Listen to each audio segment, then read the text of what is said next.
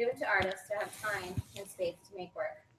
Natalia Villanueva came to the Prairie Center in October with the need for time and space. We look forward to seeing her work and her fellow residents' work in an upcoming show here in February. And that will be in this space. She's actually going to be in Gallery 2. Tonight, Natalia is going to share with us her work and her process. Please help me in welcoming Natalia.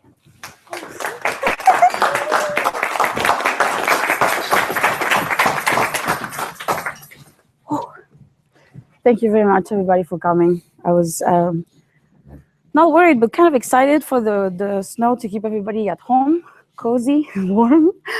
But then you are so many. I'm going to talk a little about my work. Excuse my French, English, Spanish accents. I mean, not the English one. That's I'm probably gonna make very funny, invent some funny words. So just smile and laugh. You can correct me also if I say something too funny. I mean, very wrong.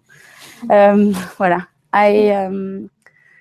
My name is Natalia Villanueva. I'm a sculptress. I am half French and half Peruvian. I was born in the south of France, and my parents, both Peruvian, when they met, realized that their both mothers were French. So that's how they got the French citizenship and decided to go study together to France, to the south of France, in a school that was in the south of France, in a city where most of the people in the city were students. It was a student city. And that's where they got married, they got me. Then we made several trips between Peru and France. So I really spent half of my life in Peru and half of my life in France. In one of the main trips, the last main trip we stayed since I was 8 years old till my 18 in France, in Peru. And I needed to go to school, to college, like all of us, most of us. And I really wanted to study in the French art school in France. That was like a dream, but I was trying to move there. My father was really trying to go back, to have a good reason to go back to France. And in Peru, there is not accessibility to loans as there is in the US. So when you're poor and you don't have money to pay for universities, it's the same system as the US, where you pay a lot of money for the amount of money you make, and it's very hard to go to school there, so unless you have the money. So we decided to move to France, where studies are for free. And especially for my sister and I, who were French, we could study there for not paying that much money. So we sold the apartment, sold everything, and moved all together to France, to Paris. And then there was kind of a long amount of adventures to get ready for the good moment to apply to the school, having fun, friends, more fun and more friends, some studies in between. And I decided to apply to this fantastic school that was kind of a dream. I thought it could happen. The school is right there. I was 18, I went there. My dad was the only one who was with me in Paris at the time, and I was crying, sitting there in that little round, just crying, be like, I'm here. And he's like, wow, it's beautiful, so you can't imagine. So the names of amazing artists are here, I think. Just they didn't went to the school, but they just put them on the walls. And then when you cross that window, that door there, when you fly to the window, there is a giant verrière, like a glass room, giant glass above.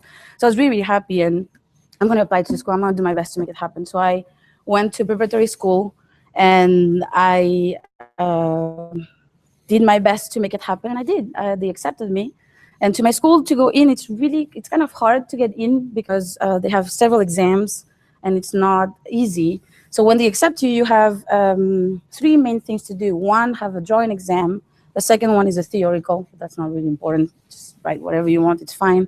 And then the jury session. So the first thing to do is a drawing. So they invite these, I think, around 300 to 200 students to go draw just under that gigantic window in that room there. That's very, very big. We were around 600 students, 600 people applying, 600 or 700. But first we're making a giant line. So we're all outside, and they're going to give us a giant a book with 3 empty pages and a theme on top of it. And I said, I hope it's not. I told the girl or the boy around me that I didn't know, of course, I hope it's not going to be my self-portrait, because I can't do that. There's no way. I'm not a drawer. I can draw, but I'm not a drawer. So I made the line, I arrived, they give me the paper, self-portrait. God damn it. So I go, I take a seat like everybody else on the floor in the middle of the summer, an hour and a half without being able to do anything. I'm like, I have no idea what to do. What? And I saw people drawing their faces. I'm like, that's not what they are expecting from you. So I could see people drawing. Like, I don't think that's a self-portrait. A guy was making a drawing with little objects like bikes, like a full face. It was fantastic. Some people were doing amazing things. So I go outside and I call a friend and I tell this friend, I don't think I can make it. I mean, I'm gonna have to leave right now. And this person told me, you're made for this. Make it happen. I made the most amazing drawing I have ever done, I think, if I remember well, but it disappeared because after the exam, they throw them maybe, or they keep them for some certain years and then they throw them away because they have too many, of course, every year. And then, well, the theoric was fun, and then the jury was the main part of this beginning. Go inside. So the big important area is over there where you have the administration, and you have this ornated room with gold and stuff all around, and these 12 people in front of you, 8 teachers, artists, and 4 of them were former students. And I was in front of them. I was just talking about my work, just the works that I presented to apply. They were all smiling all the time and laughing all the time, but I wasn't looking at any of them. I was looking at that guy who didn't like me. He was a former student who said, he didn't say it, but he made me understand, I don't like you, and I'm not gonna let you come in. So he would ask me questions that were tricky, just trying to make me look bad, but everybody was smiling to whatever I was saying, and I wasn't really not looking at them. I was just disturbed by that guy. At that time, people could smoke, so I had no idea that in the jury there was Christian Boltanski, who is one of the more renowned artists in the world. He was with his pipe smoking. I don't think there was anything smoking because apparently he stopped smoking many years before. But during 3 years in my school, I saw him somewhere doing this, like a fake smoking, just like a memory of smoking. But I thought he was smoking at that time. And then everybody was rolling their cigarettes and smoking in this golden room and smiling. And this guy asked me one question, the last question. I wanted to kill him. He says, what do you read? What is your favorite book? I was like, one of the things that marked me most of my life in Peru, the many things that marked me most, was in every red light in Peru, close to my house, we would stop in every red light, and you have this horde of little children who would come to your window. It's not like India. There is not like 20,000 children, but we have like 3 or 4 in every single red light. And all the little hands coming in asking you for money. Most of them come from parents who come from the mountains. You could see that because very often I was really attracted by that. You had these little women, I'm tall in Peru, so they're little. They're very little, dressed in these fantastic costumes. It's not costumes, but typical dresses from the mountains in Peru. They're like incredible handmade things that are neon color, fantastic handmade. If you would sell that in the US today, it would cost $800 new. But these women probably could never pay for a flight ticket or walked from the mountains to the capital, or were in a bus or a truck, whatever. And so the children would be asking money, and you had these women with their polleras, we call those skirts. They would be sitting on the grass like this, peeing or pooping.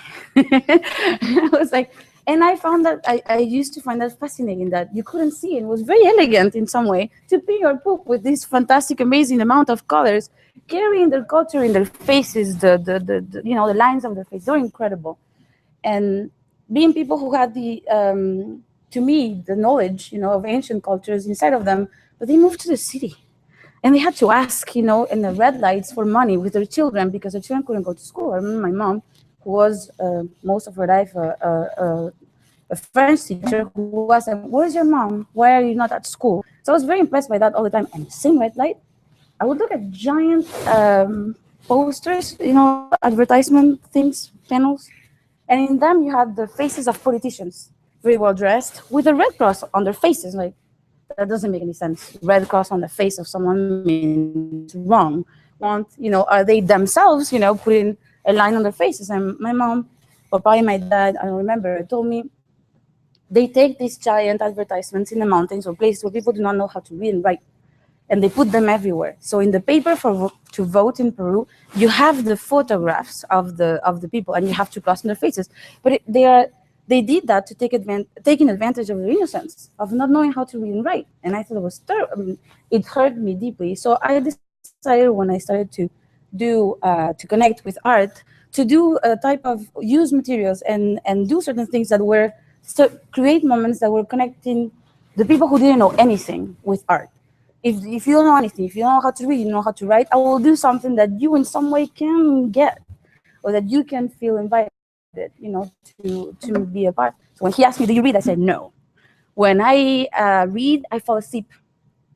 Everybody, ha ha ha ha! I was like, they almost like applaud. That's the reason why I went. They accepted me in my school. I was like, and it wasn't. They weren't making fun of me. I just felt that I was in the right place and I really got every single word that I meant. And maybe that they felt that the reason why was I am against illiteracy, and I'm an advocate, but making part of it, not talking about it, just be another illiterate person, in knowledge based. Voilà. And in the jury, there was a man also. There was the main guy in my whole time in the school. His name is Giuseppe Pennone. He's an artist who's already in the books. Arte Povera is the movement that he makes part of. He was my teacher. He was the only one from all the teachers I went to see after that jury moment who said, "I want you in my studio. Stay here. I like the identity of your work."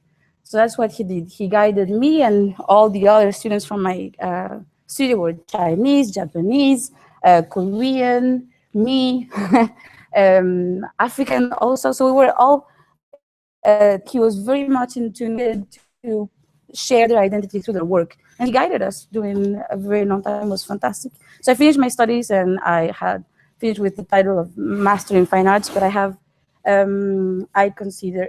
specialize myself in understanding of space. So what I do is I create moments, and to create moments, I have to consider the present, the past, and the future of a place.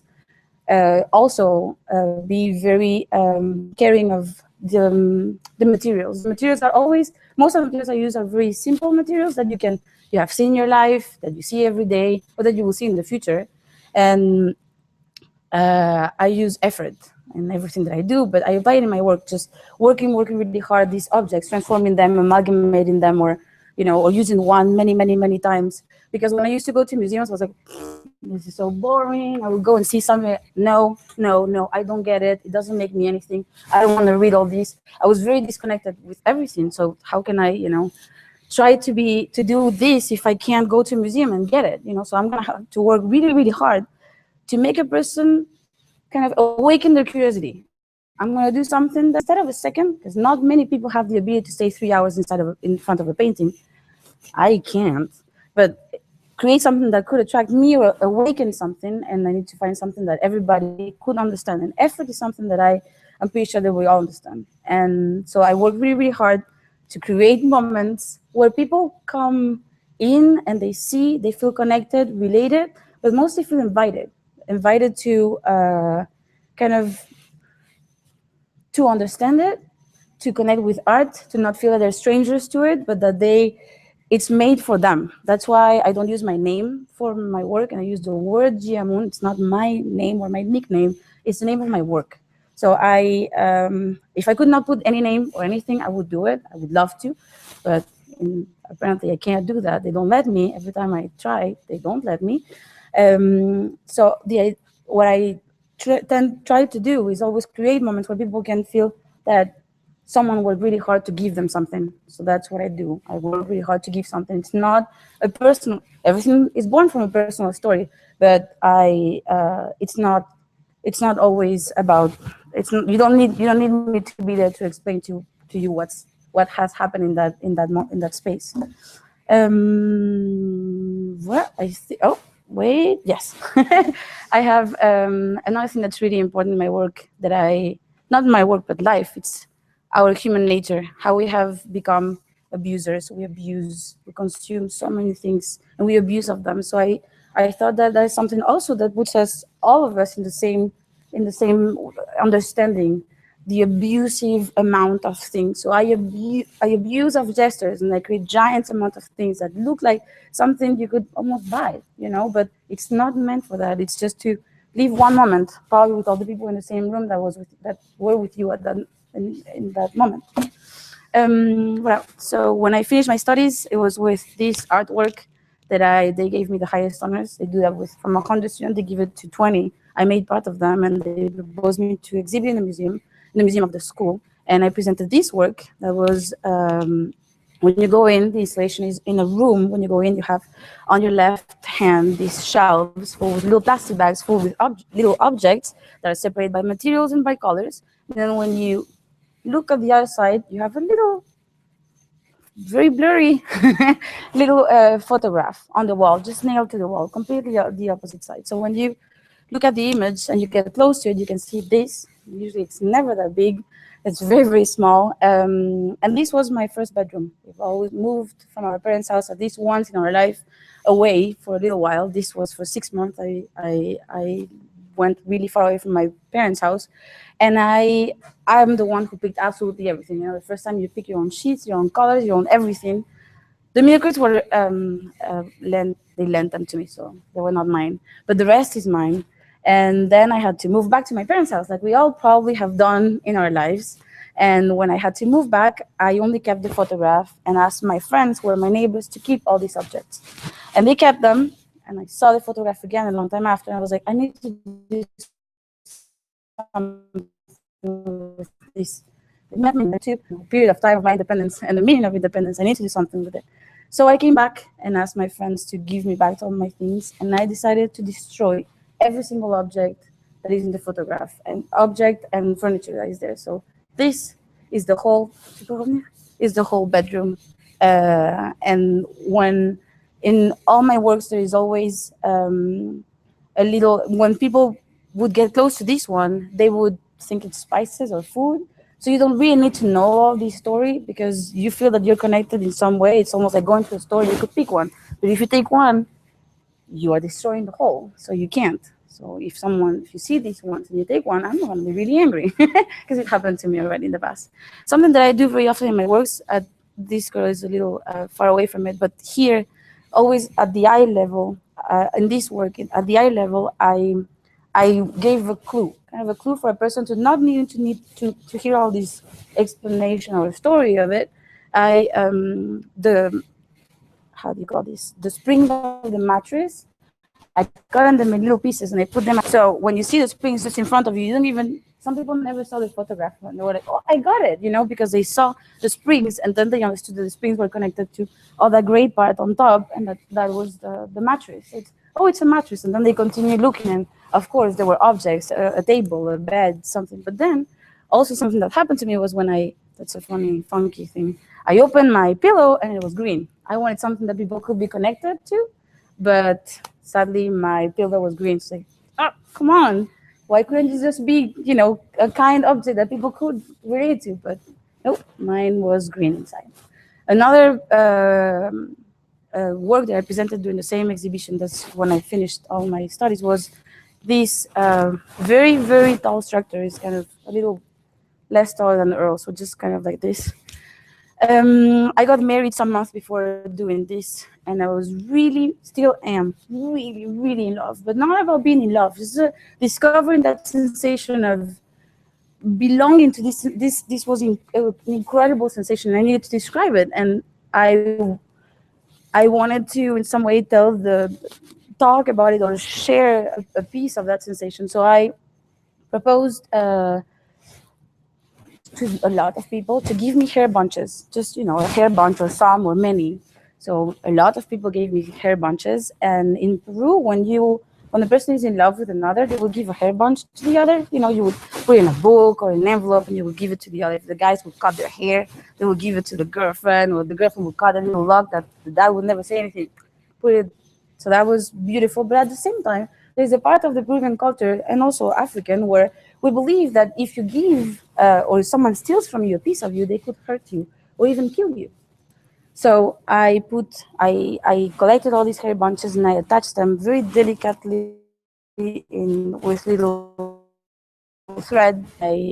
Each one of them with different colors. I did my best for them each one to be as unique as the person who would give them to me. And each one is in a jar in honey. All the honey jars were empty when I bought them, but they all have little honeys, little bees on them. This used to be its purpose is to be a honey jar. So this, the whole structure is about all these people's ability to give absolutely everything for the other, abandoning even your life for the other. And the name of this work is just a game of words. It's "Kill Me, Honey." So you're giving absolutely everything to the other. Something that, can you go back to the first one? Something that happened to me when I wanted to make these, towers that you can see in the supermarket, tuna towers. You can take one, but they make giant towers of objects. I wanted to do the same, and I thought it was going to be round. But then when I put them all together, they had the shape of an hexagon. So it was like perfect, a honeycomb. So sometimes not sometimes, very often, I consider that the materials always have had my idea to the final idea that I want to do, but at the same time, they always adapt, or they always have something, funny or pleasant to add to the story, like the pillow who was green inside. I was invited after the exhibition to go to Peru, where an amazing curator, he's not a curator, he's a curator, he's many things. He's a scientist, he's a curator, he's a historian, he's a genius. He invited me to participate in a collective exhibition in Peru and told me, this room, go for it. Just make that installation that I have seen in images, because I showed him some images. And so when you go inside of this room, it was 120 feet long wall total and 12 feet tall. So when you see this room from far away, you see kind of a white texture. And then it was a very big room. It's even longer than this on the other side. You could kind of see from far away that something was happening to the wall. And then when you would get close to it, you would realize that it was just envelopes broken into pieces, just ripped off. And then if you get even closer to them, you could see that they were full with confetti. So the whole wall, absolutely everything, the whole room, the next, voilà, was full with colors, but no one could see them. If you didn't get close to them, you couldn't discover how the whole room was full with colors. And if you kept walking around, also the confetti that we made was had different papers, so you could walk around and have different shades. And then you couldn't see the ones on top above you, but you knew they were full because there is no lies in these installations. And I moved after that big exhibition to Peoria, and I had the great chance to be able to share my work in other countries. But that meant, again, to be separated. And it was really hard for me because I didn't want that anymore. And I still don't. But it's, some people, are you happy to travel? Yes, no, yes. So I would travel, and I had to go to LA, I think, and I had an envelope. I don't know why, because I never have envelopes. An envelope in my bag, and my agenda. And I opened, I was angry because I had to leave, and I was talking with her, and I was up the envelope. And I realized that envelopes, you do not write a letter to your enemy. If you hate someone, you send them an email now. No more letters. You only write a letter or something written to someone that it's really dear to you. So that meant that between two people who are in some way connected emotionally, in a positive, kind way, if you break an envelope, then the distance stays. So that gesture meant distance, a broken distance between two people. But you never, it's like you have someone that is really dear to you from very far away. You want to write them, but you don't. So the name of this work is Right Spirit, just the sensation of being connected with someone, but not necessarily being there all the time. But you're connected to them. You haven't seen them in many years, but they're still there. So I wanted, in some way, I was really sad that the object meant something so sad. So I wanted to kind of give it some balance, something that could bring some type of joy. So I filled them with confetti, kind of like healing. So I made a long performance where I would break a giant amount of envelopes and then fill them again with confetti. So it's not because there is distance between two persons that there is no, they can't be full of many other things. But one object that will be one half that will be on one side of the room could be on the other side. But that didn't mean that it didn't make people smile when they go close to them. People will come and tell me, I saw the confetti. First, I didn't know it was me. I mean, my name was nowhere to be found. We never, that fantastic curator said, if you don't want to put your name, it's fine. So I never put it, but people would know it's me. So they would come to tell me, say, you made that, right? Yes. How do you know? I didn't know. But they said, I saw the confetti. And they were really happy because they found it. Like, they were courageous enough to get close. Some people will be scared, like, what is that? And they would not get close. And those who did, would be like, I found the confetti. And I was like, yes. That means that I made you think that all these, that it's a very sad, actually, installation where all the halves are broken in two, and they're not going to be together anymore. Voilà. Ta-da. Voilà. After this fantastic exhibition, I now made part of a gallery in Paris, and the galleries told me, could you make an exhibition here? I live in Peoria, so I had to think about something that was transportable. And at the time, I was doing certain things at work, kind of like writing and very, very small things. And one of the things I was doing also was collecting these little spools, new, old, just collecting so many. I wanted to create a small city. So I created a structure that looks like a city, kind of had the spirit of a city. But it's like a small, I would call it a small empire, because it's very powerful. When I presented this in an art fair, people would make lines to go see it because they felt, I don't know, connected to it, warm. It inspires a lot of warmth and a maternal sensation. In my case, it's maternal, but something very feminine, or people are very connected to this work, and it does have that essence. But to me, it had a different structure, a different process, and it's I consider this more like a mathematic formula. Like if all these they get all together in space and time, but all together working, all their effort, all their attention and effort get together in one point. And that point there, what they got all together was like, I wanted to create something that create a cycle where how can I restart doing this? How can I create a seed of this? So it could restart again. If you plant it, and this would happen again. So I cut it that meeting point of all of them together 200 times. And each time I cut it, because I am a human and I'm not perfect, it was completely unique. Each cut was completely unique. And I decided to laminate each cut with the shape of a circle or a zero. The point of the origin. Well, the name of this work is Origin. And when I would cut it, and the little threads were very small, the origins are more open, and you can see all the colors. But then some of them are very populated, and they're much more intense. So each one of these works name is Origin, just beginning. You could restart. It's like if you plant and restart again. But everything started with this one. My mom came to visit to Peoria. All these exhibitions happened because of this bunch of spools. We went to the church mouse. I wanted to introduce her to the church mouse. First time that she went there with me, and it's the first time that I saw that type of spools in my life. I knew the long plastic ones, or the piece of cardboard with thread, but I had never seen this type of spools before. Some of them were really old, and others were very new. They were fantastic. I'm like, oh my God, I need to have them. So 3, 2. And then they left, and I missed a lot my mom. So I was like, she was a seamstress in her soul all her life. She studied for that, and that's what she wanted to do, but she was most of her life a teacher, a French teacher. And I decided to, when she left, to put it in the box, and that box has a little hole over there, and start to tell the story of these spools, and just pull them all together, cut them, like if it was a word. Just put them all together, cut in. Voilà. So when it took me a year and a half total, the whole project took me a year and a half from the beginning, starting to cut it, and then finding a way to present them that could really have everything that I was looking for. And so I kept cutting, cutting, and I was like, and if I continue till they're completely empty, some of them were used and others were not that used.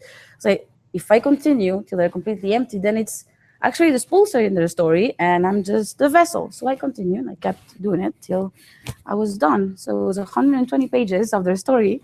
At the beginning, it's very dense, and there is 32, and then it goes smaller and smaller, then diminish more and more. And then the last one was golden. It was a golden thread, and I was very happy about it. But instead of writing word by word, I decided to intensify again and create the cycle again, like if you could restart again.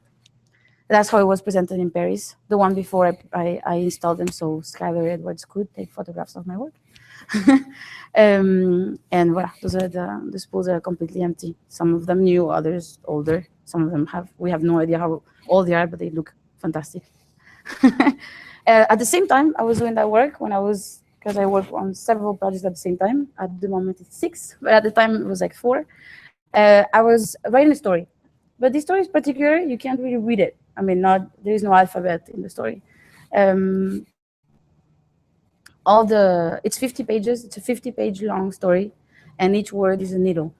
So if you try to read, you can't, unless you get very close, and then you realize that it's not one full thread, but just individual. There is a type of metal. There is no head or legs or bottom, of the needle. So there is around 300 needles in each page, and it was 15,000 needles around in total at the end, and bleeding fingers. The paper is newspaper paper, so it was very simple when you get close. Especially in the U.S., you can understand very easily that this is just newspaper paper, and it was in a cave, so the light would make the little needles kind of shine, almost like if it was a minerals or a treasure, and that's how it was presented in the basement of the gallery. But then there's always that clue, the little thing that would kind of dictate the rest if you get close to it. This was the little box where I would put Earl would put all the needles. There's a cornucopia, an object that would produce never-ending amounts of needles for me. And I mean Earl and and the box together. But this box was completely full with needles. So if you get close to it, you would realize that it was all written with needles, and the room was as full as this box was with needles. But since I arrived to the residency program, this is my studio was in my attic, and Earl doesn't come often to my attic when I'm working because I like silence. And so I need to create something that I can move by myself and I don't have to carry many things. So I use doors and milk crates to move things around. And I've been collecting in 3 years a giant amount of little objects that I know I will do something with them. So I made a very small venue where I invited some people just to come very fast, to come and see this object together for the last time. Because after the next day, I started to work already on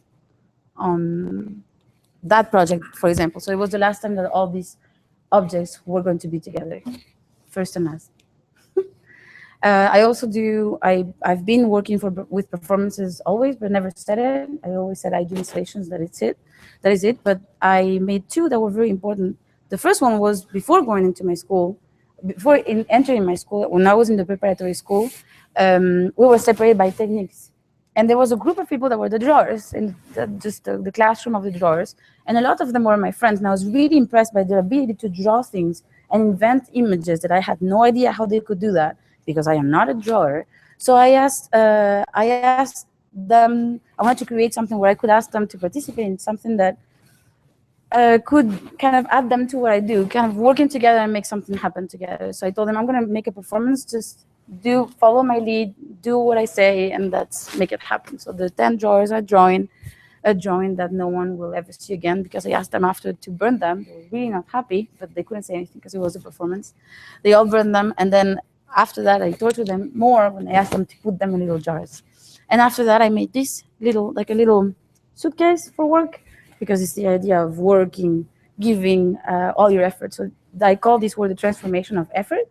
That was the first performance I ever made. And then the next one, most of the works that I did at the end of my studies, because it was my last year in my school. I was doing my last year in my school. My connection to Peoria and to my husband was very intense. So most of my last works there are in relation to him, to us. And this is me. You can't really see, but in front of me I have, we spent a total of a full year apart, 5 months in a row, and then 7 months in a row. So I have 12 jars in front of me, and with little objects that make sense for me. It's like a metaphor. I am in some way creating some kind of potion, a cure, a solution. I call it a solution. Like a solution mixed with soluble, that's the word, soluble, at the same time. Something that you can't drink because it's not possible to heal distance.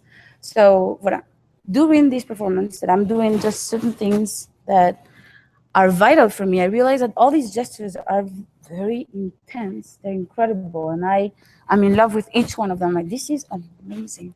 I have to share this with my friends or the people I know, or those I'm learning things from, or I have learned things from. I wasn't happy because those seasons were really painful and were hurting me. But, I couldn't stop. It was a full hour nonstop, and my friend Coralie was filming.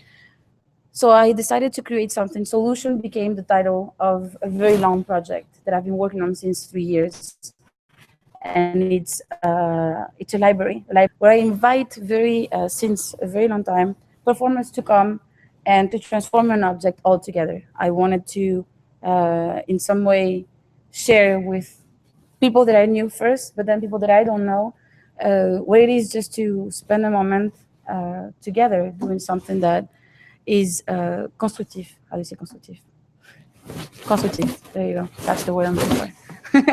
Just spending a moment together that is very powerful, because the person that makes part of it is the artwork. It's not about what I'm looking for. It's more like what they're able to do with their uniqueness. That's why I can't tell you exactly what happens in the performances, because I want that every person that participates to feel that it's the first time and they will do it their own way. So this was the performance I made in Paris last year, 6 days ago. Last year, I say not important. It was the first time I had 40 performers. All the remains of each performance will be transformed in installations, in works themselves, as I did with the little ashes. And in Peoria, I did one a month and a half ago. It was a very secretive one. And there is still more to come in the future. So if you want to participate, let me know. And voila. So now, little by little, we're creating this library of gestures. I'm going to try to do it in many, many different places. Work really hard to make it happen. But this last year, I've been all the 2014 has been a very intense year of life for me and in our life. Very, very intense for the amount of work that we do, for all the things that we want to do. It's very, very hard. So I have found this necessity of reconnecting with a lot of very powerful things that happen in kind of the religion I grew up with. And Catholicism has something that we call processions. I don't know if you're familiar with that word. Processions are these amounts of human beings carrying a giant figure that they believe in, a saint, a virgin, someone, and they walk during days and days and days just praying to it, asking them for something. And the main one in Peru that my grandfather that passed away some years ago used to be not part of, but go to every year, the full month of October. They take this Lord of the Miracles, because that's what I needed the whole year, the whole last year, just miracles. So they carry this gigantic. It's a black saint. He's dressed in purple with a tunic, and he has a white cord around his waist. And when you ask for him for a miracle, and he does give you the miracle, you promise that every month of October you will go to the procession and you will dress in purple. Some people in my school, when I was growing up, teachers or people would be dressed in purple the full month of October. The same tunic every single day and the white cord. So, I am making, I'm going to make one artwork that I will probably call La Pasionaria. That is the ability of a person to be devoted to something completely. When I draw, I usually draw installations. But I'm not a drawer, so I create spaces that don't make much sense, or that the perspective is really, really, really wrong. And little by little, instead of thinking about the drawing of the installation, I thought about the space, being like, oh, and if the space became the artwork. So these spaces, who don't really make sense in perspective, are opening, kind of like opening probabilities, changing shapes, but they still have the sensation, the essence of boxes, kind of a protective place. So it's open in many options, but you can still feel safe with them. So I'm probably going to have a performance, several performance, or one only, where a nice amount of people will be creating this purple, with purple fabric, these spaces. Or you will know about it more in the future, but so this, because of the color, it's going to be like a miraculous color. That's the relation to the religious part that I was talking to you about. And in February, on the 6th of February, I'm going to present a work that the name is Devota, that means devoted. And it's about the ability of a material to, with its fragility, with all its fragility, and working in ensemble to create something that is higher than us, or trying to connect to something that's higher than us. And ta-da! Oh, this is for the questions. Don't look at it. Voilà. C'est fini. Thank you very much for coming.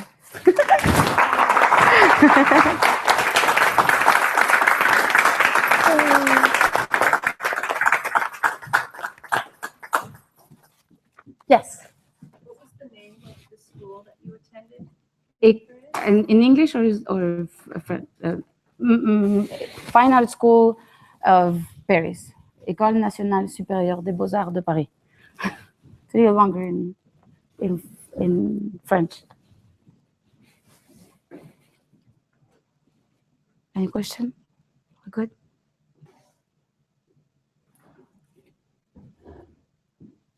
Ta-da! Yes. I don't have any question. I just wanted to say that I really love it that you work with very simple materials, like very, like, you take common objects and do something fantastic with them. Thank you very much. I don't know if you have anything to say about that, but it always strikes me that it's almost miraculous what you can do with things. It's not me. That's the thing. I have the sensation that there are certain things that have something to say, and it's kind of a 50-50. I picked them or they picked me. I don't know where it started, but we worked for a very long time. Most of my works take me between 5 to 7 months to make them happen. So it's not only finding the object, is kind of living with them and give them away. I mean, not give them away, just give them. No? Voilà. I knew it. You said you were either surprised or disappointed that your pillow was green. Yes. What was your expectation? That it would be white? I needed it to be white. I needed it to be white because it was the most important part of it. It was the one that people would say, it's a pillow.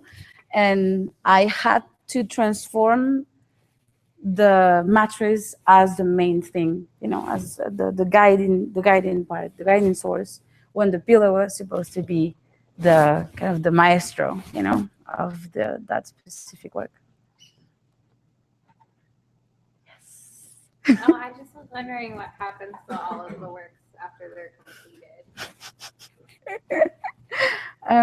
So they live since 4 years in a very big storage room that a very kind person, we would call it a father, have been helping me to keep in Paris. They're all there. I am very scared to make this specific work that it's in blue metal boxes to come here, because if one gets lost, the whole thing disappears. So I'm very scared to send things here. And the Kill Me Honey one is gigantic. It's enormous. It's really, it's made of bricks.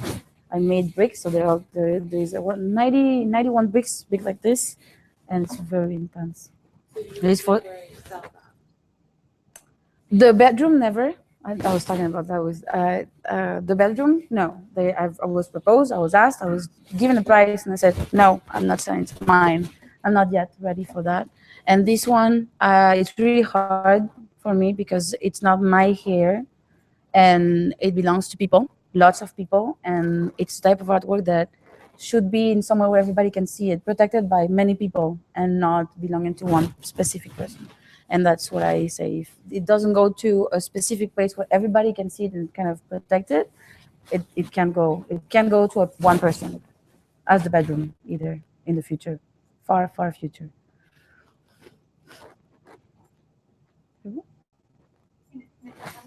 It's right there. Is it hollow on the inside, or is it completely full? 4,065 jars, 4,065 hair bunches inside of each one. You can't really see it. After 3 or 4, you can't see it. And several people have asked, is there? Yeah, there is. Completely full. There's no lies. No.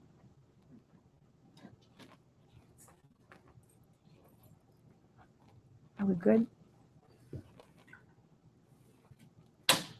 Thank you very, very, very much for coming, especially in a winter day.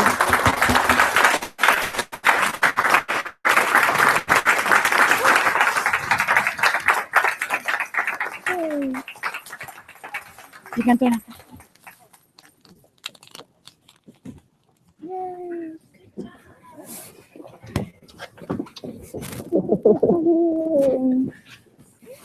Thank you very much for everything. Look at this.